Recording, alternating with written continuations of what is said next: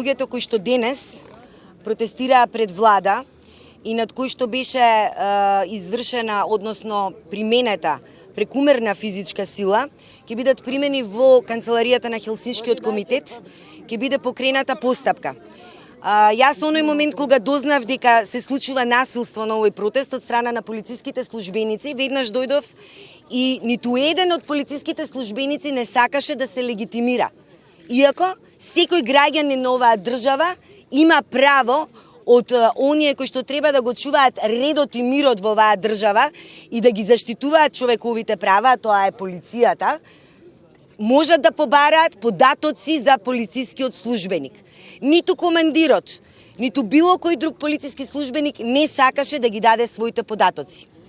Од тие причини Хелсиншкиот комитет ќе покрене постапка, ќе се документираат повредите кои што се направени на луѓето кои што денес протестираа затоа што се онеправдани, затоа што се сиромашни и затоа што оваа влада не им дава да ги заштитат своите права, не им овозможува минимум стандарди за живот.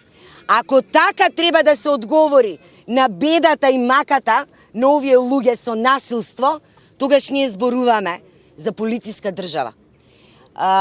Хелсиншкиот комитет ќе покрене постапка и ќе побара да се покрене постапка против оние полициски службеници кои денес применија физичка сила.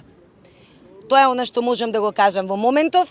Понатаму ќе информирам јавноста за сите ефекти од нашето постапување.